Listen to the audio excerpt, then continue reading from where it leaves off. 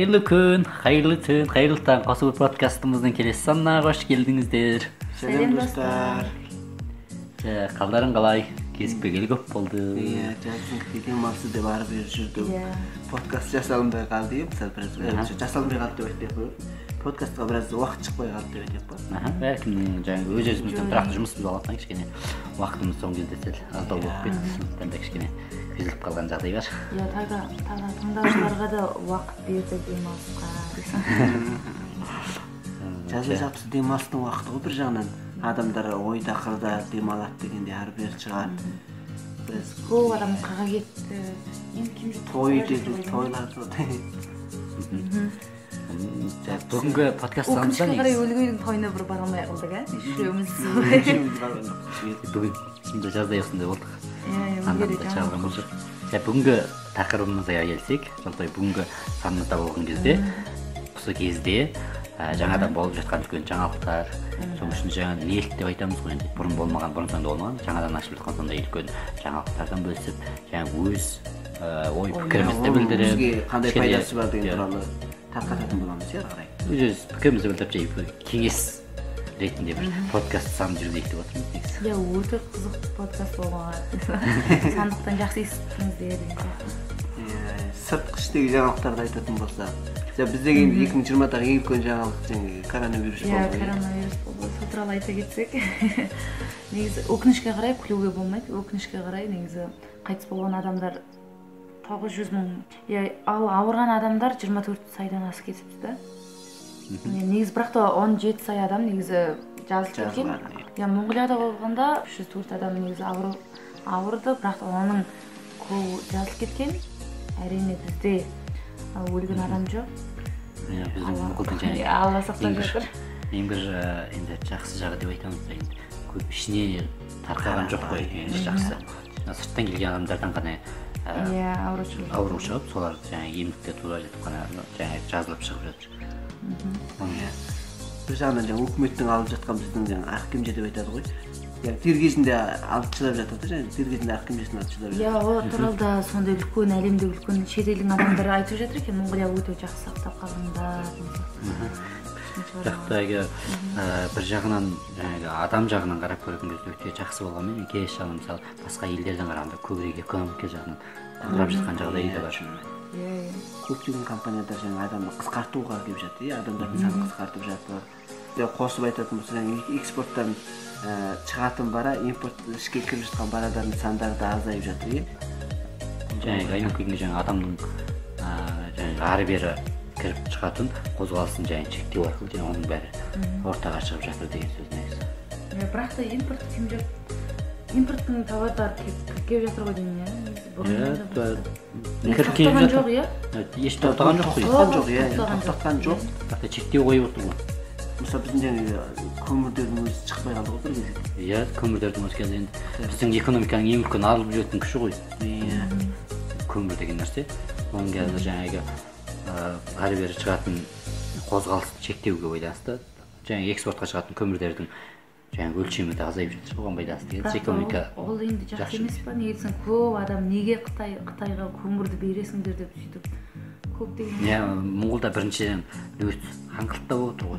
Бірақ та біз өте арзан бағамен Қытайға көмірді береміз. Өкінішке қарай неге десең біздегі өзім деген өлтіру жоқ болған енді арзан бағамен солай сатып одар деп әрең тек қана көмірді емес, оның арзан бағамен шығаратын жаңа алтынды, алтынды таза бүйтіп құмнан бөліп алатын бізде аппарат жоқ болғандықтан машинасымен алтын артқан, алтын құм араласқан машинаны Қытайға шығарады. Бір машинада мысалы 500 грамм ба 100 грамм ба алтын шамамен деймін да, сондай алтынын ғана жібереді, ал құмының ішінде басқа не түрлі керекті байлықтар бар, неше түрлі. Олардың барлығы Қытайда қалып жатыр ғой. Қазір көмірде солай, көмір байжоқты өлтір деген бар. Соның үстіне көбеймен көптеген жаңағы миллиондаған тонналар жаңағы Қытайға шығып жатыр. Қытайға неге шығып жатыр деген кезде, жаңағы Қытайда адам санының көптігіне байланысты, өлтірудің жаңағы көптігіне, өндірістің көптігіне байланысты, жаңағы көмірдің керектенетін деп айтуға керегі өте көп деген сөз. Дүние жүзінде жаңағы біздің Монғолдың өте үлкен ғой. Жаңағы Австрал үлкен, Австралмен жаңағы өршілдейтін жаңағы бәсекелесетіндей үлкен көмірдің жаңағы нөтіне, кеніне сай жаңағы Монғол елі бар. Қазір оған жаңағы Моңғолдың шектеуіне байланысты Австралиядан жаңағы саудасы қазір жақсы жүріп салымы жақсы болып жатыр. Жоқ, сонымен коронадан болып көмір шығармай қалған екен иә Қытайға қарай. енді жақсы. Егерде Аздап шығып жатыр баяғы бұрынғыдай шыға алмай қалды деді. негізі адамдар шығармай жатқасын сөйтіп аздап. Мысалы енді жолаушы машинаны мініп алып Қытайға шығуға болады, шофер адам Қытайға апарып шығып, ол жақта көмірді есігінің алдына апарып тастамай алға компаниясына апарып өткөріп неше күн болады дегенде, ол қарым-қатынасқа кіріп жатыр. Және коронавирустың тамыралған жері Қытай болғандықтан бізге жақын көрші бір жағынан. Оның сыртында жаңағы біздің тек шығаруға ғана байланысты емес, ол жақтағы жаңағы қабылдап жатқан жақтарда әрине үнемі бұрынғы сияқты үнемі дереу қабылдап ала бермейтін. Белгілі мөлшерде олар да шектеу қойып жатыр. Сондықтан да соның барлығына байланысты азайып жатқан. Енді осы деген тәуір деп айтамыз ғой, осы өте қиын иә. Негізі мысалы Сингапурдан бір тауар әкелетін болсаң, бір ай жүріп келеді ғой. Егерде сол адам деп машинаны ұстап келеді емес пе? Егерде жай машина өзі еркін, өзі келе алатын күштілік болса деген ба? Иә, егерде машина өзі келе алатын сондай мүмкіндік болса өте күшті еді иә. Адам сөйтіп отыз-ғанақ сөйтіп жүретін керек жоқ деген сияқты. Ондай жаңағы негізі шығып бастаған иә сондай машина. 2017-те шығып қойған ғой. Алғаш жаңағы шоферсіз өзі жүретін машиналар. Олар бағандай ең бір жаңағы проблема болған кезде өте қымбат, жоғары мөлшерде қымбат. Барлық жан-жағы толған жаңағы чиппен, сосын метрікшімен жүретін болғандықтан, сенсормен жүретін болғандықтан жаңағы Tesla шығады, егер не қателеспеген болсам Tesla'ны шығарған. Енді мысалы басқа компанияларда жарысып сонымен жаңағы Toyota ма, Mercedes-Benz қандай үлгілері бар ғой. Содан Nissan болсын, сондай анау сондай машина шығарғаннан кейін басқа компанияларда шығарған болса, бір-бірімен жарысу арқылы машиналардың бағасы түсетін болса, телефон сияқты қолданыста болатын болса, сонда болады. Бұнда үлкен жүк машиналар, үлкен жүк машиналар сияқты машиналарды сондай жаңағыдай ufak машиналар шығып жүретін болса, онда өздері шығып. Плюс ойыма түсіп кетті сондай. Плюс саған болады екен де адамның бәрі ала береді. Қазір Японда қазір 2035 жыл деді ма, соған дейін толығымен адамдардың барлығы жаңағы шофер сіз машина келетіндей жаңағы өздері машина келетіндер жетеді депті. Иә, соған байланысты мысалы жаңағы шофер жоқ машина алатын болса, мысалы Uber сияқты үлкен сүлжеде бар ғой машинадан емедегі. Содағы кап, Uber кап мысалы Моңғолдың айтты. Сондай жерлердің жаңағы Uberдің бір сотылық астында жүрді, сотылға деген не деп айтады? Зерттеуінде, Uberдің зерттеуінде жүрді. Uberден шығатын ақшаның қаржының 70%-ін шофердерге береді екен.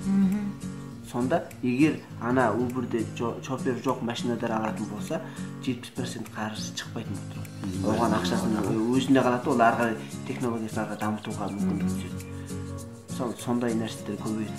Мысалы жаңағы iPhone-ның қарайтын болсақ та, телефон шықты, iPhone шыққан кезде Samsung сөйтіп бар. Сол сияқты нәрселер шыққаннан кейін ана бір-бірінің бағасын түсіретін болып тұр ғой. Бір-бірінің бағасын түсіретін қолдану түрлері көбейеді. Таңдау көбейеді. Телефон деген кезде жаңағы Microsoft-ның жағынан шығарып жатқан бір телефон бар ғой жаңағы. Екі бөлек белгісі бар. Екеуі біріктіріп жұмыс жасап жаңағы керектенуге болады. Жеке-жеке керектенуге болады. Жеке-жеке керектенуге болады деген жаңағы компьютердің бір екі делгісінде біріктіріп бір процессормен жұмыс істете береміз. Екі делгісінде екі бөлек нәрсе істеп. Сол сияқты жаңағы телефонның екі делгісінде екі бөлек программа жұмыс істетіп, немесе екі бөлек өз нәрсесін істеп екі телефонның қызметін атқарады. Мысалы бізге екі сим-картты, екі телефон қосып керек болған бір мойком үйрентілді ұстаймыз ғой. Сол сияқты бірақ бір телефон ұстап жүресің. Бір телефонда барлық программды екі телефон сияқты керектен алсын дегенсіз. Сатылып бастап ба?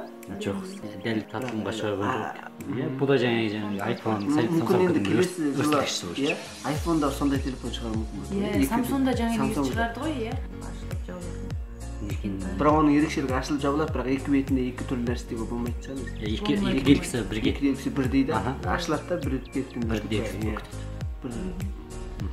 Бірақ та жаңағы Microsoft-та бұрынғы телефондарында болған кезде бірнеше шығарды ғой, алғаш Nokia-ны сатып алды. Одан кейін Nokia-ның жаңағы өткен смартфон болдырып шығарды Nokia. Одан кейін ол жақсы жүрмей қалды. Оның болғанда жаңағы көбінесе Microsoft-тың өзінің жаңағы мультилейн система тұрып отыр ғой. Осы жақсы болған кезде Android система тұрған ғой. Онда адамдарға түсінікті болады да, керек емей оңай.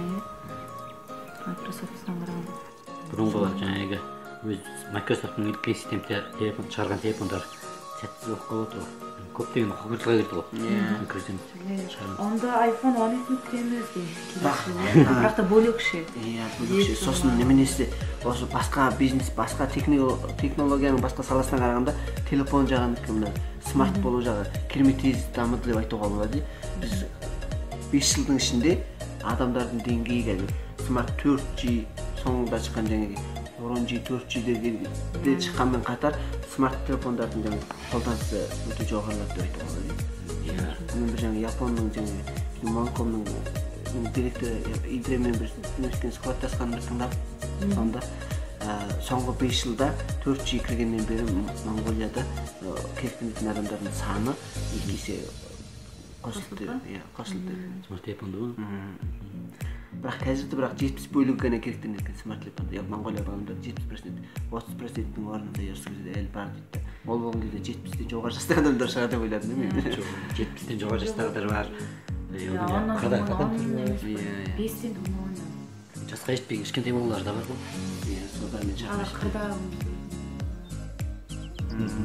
Содан оның үстінде жаңағы Tesla, Elon Musk деген кезде жаңағы оның шығарған бір Neuralink деген компаниясы бар ғой жаңағы. Tesla деген кім?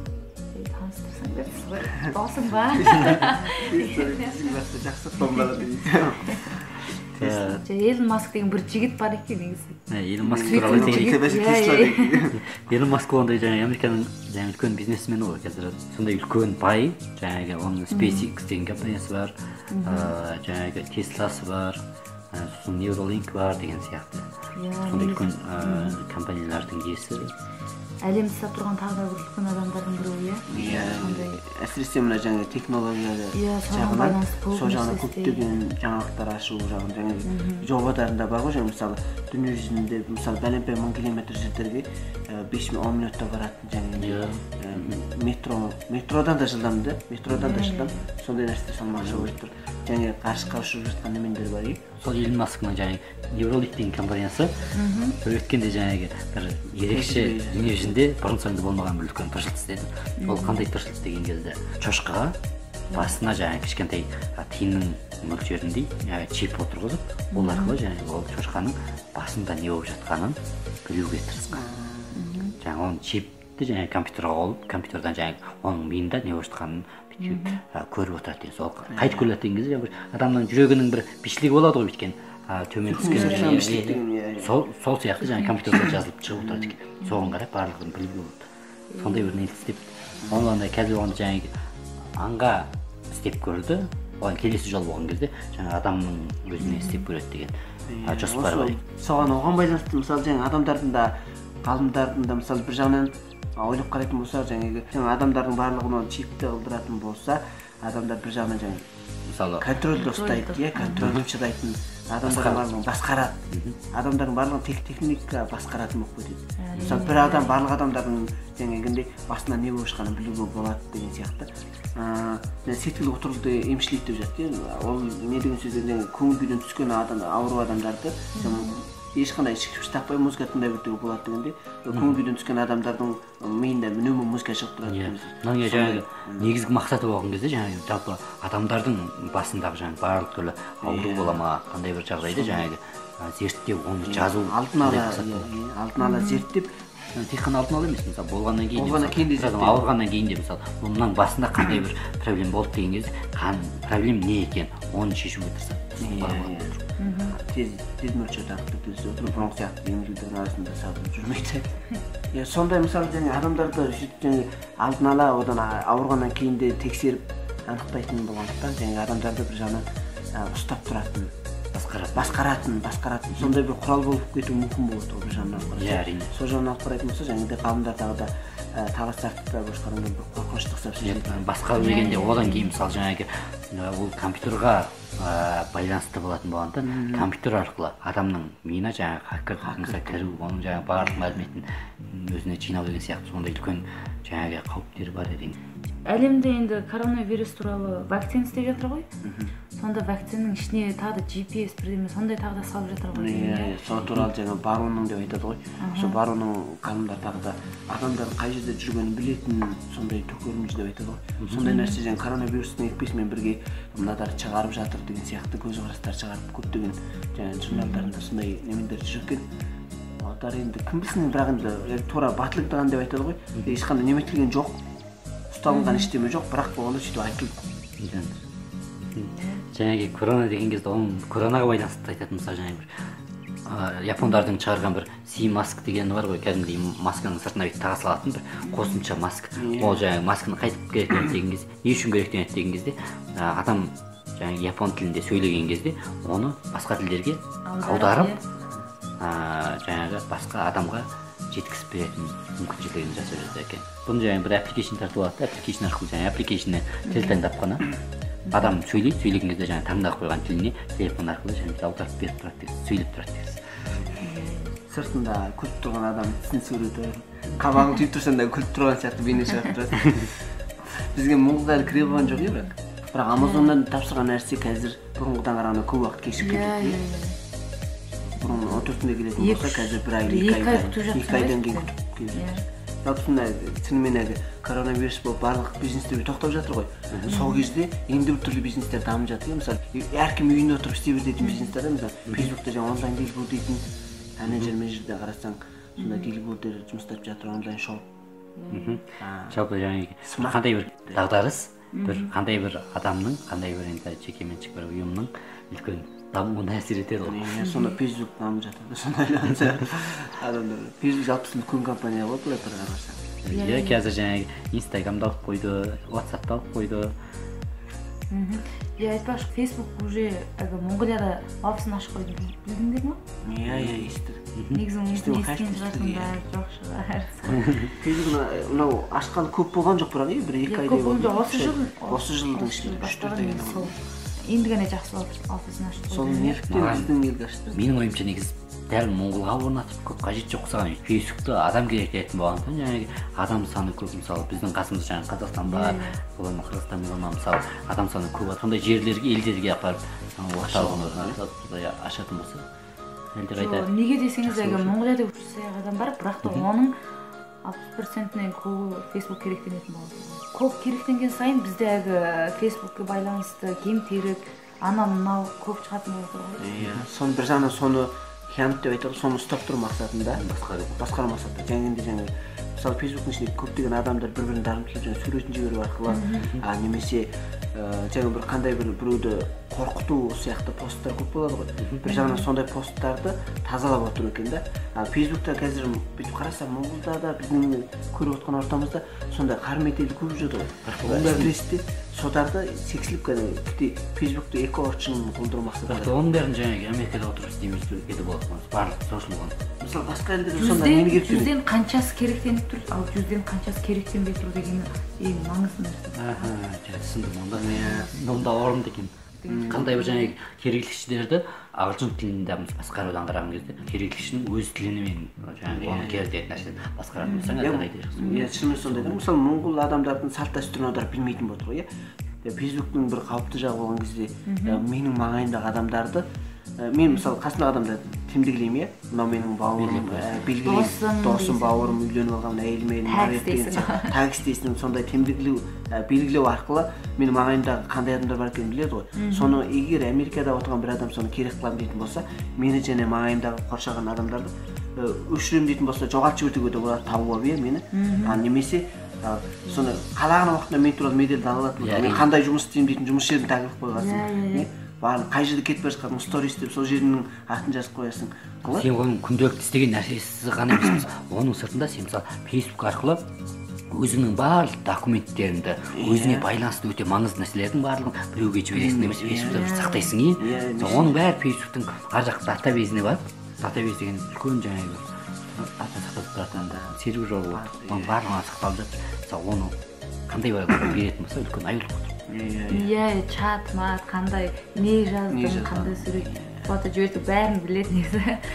Жаңағы бір сурет қойып қалсаң, тура сенің мысалы түріңді тану арқылы сені мысалы тагилип шығып келеді тагилейсің ба деп оның өзі мысалы адамның жүзіне шейін пісіп түріне шейін бүйтіп танып арай сақтап қою деген үлкен қауіп болып отыр. Короче, қысқаша айтсақ сол Facebook деген шпион болды ғой. Қазір барлық адам сенгендіктен оны керектеніп жатыр. Ертең бір қандай жағдай болып жаңағы ашыққа шығатын болса үлкен қауіп бар.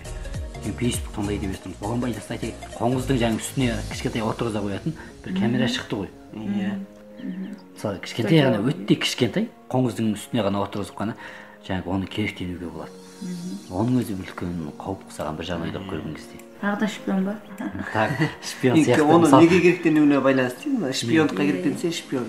Ал енді бір қоңыздың бір күндік өмірін көрейін дейтін болса, тіршілік етіп жатқан ортасы қандай тесікке кіріп қалуын дейтін болса, мысалы оны табиғат тану мысалы жағынан алып кетуге болмай ма?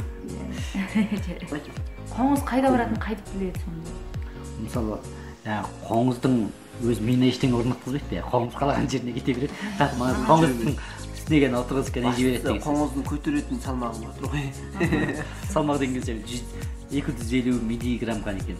Вашингтон университетінің жаңағы ғалымдар шығарған екен. Қазір өзіне керектенуге рұқсат бере қоймады. Керектену үшін де үлкен рұқсат алу керек. Сондай болмаса шынымен де қандай бір нәрсе медицинаға шынымен жаңалық ашқаннан кейін одан кейін пайдасы да болуы мүмкін, кері әсер етуі де кері пайдалану да мүмкін екен. Иә, әрине. 100% дұрыс жағынан нетуі де мүмкін. Кішкентай қоңыз деген қандай жерде шықпайды ғой, қандай ешкім мысалы мына жерде бір қоңыздың үстіне камера байлап қоңыз кетіп бара жатса мысалы мынада камера бар деп ешкім ойламайды. Ешкім білмейтін жаны немене болған екен. Бұрындарда біздің бүркіттердің үстіне байлаған дрон сияқты аппараттар бар, бүркіттер көзіне ұшырып жүрді ғой. Олар енді мысалы қай жерде өлгейді ма? Осы Моңғолдың жерлерінде болды да. Айта берсек жаңалық қой.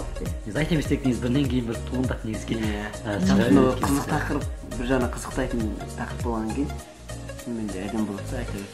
Көптеген нәрселер айтылады. Осы туралы негізі айтамыз деп өзіміз ойламағанбыз, бірақ та деп кеңес бастағанда бір шыға береді. Өзімізге бір жағы ойлап қараған кезде өзімізге бір жағынан керекті, мысалы келесі адамға да керекті. Ең бастысы болған кезде жаңағы бұны интернет ашып бүйтіп оқып алатын болса да болады. Бастысы бүйтіп кеңесіп отырып айтқанда адамның жаңағы қалуы көп болады. Мен мысалы жаңағы айтқанда немене туралы, қоңыз туралы, мысалы маска туралы жаңағы оқып алғаннан қарағанда естіп алған маған әрі күртімдіш сайты деп айтады. Жарайды онда. Ойдарыңыз болса, қосып алатындарыңыз болса, астына комментте жазыңыздар. Достарыңызға бөліссеңіздер, осындай нәрсе бар екен деп. Біз жалпы негізі подкаст деген не деген туралы бір мәлімет берсек те болады негізі. Иә. Подкаст деген бір негізі 2-3 адам қосылып қандай айтады ғой. Өздері шешіп отырып, сөйлеп отырып, оны жазып алғанда айтады дейсің. Жоқ қызық болсын деп сөйтіп айтқанда айтасыз ғой. Шынымен үлкен адамдардың сөйлесіп отқан нәрсені жанынан жазып алып бір нететін урбандалық деп жүрген сол ғой мысалы. Адамды отырып кеңеседі да, соны қасына камера қойып жазып алып тура шығарады. Жалпысы подкаст дегеніміз не дегенді өз ойдарыңызды жаза кетіңіздер астына.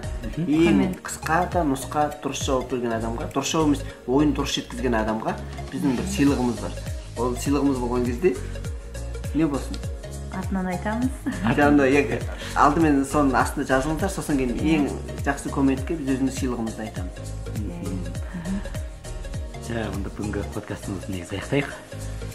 Көңіл бөліп тыңдағандарыңызға көптен көп рахмет. Әрине өз пікірлеріңізді қалдырыңыздар, достарыңызға бөлісіңіздер.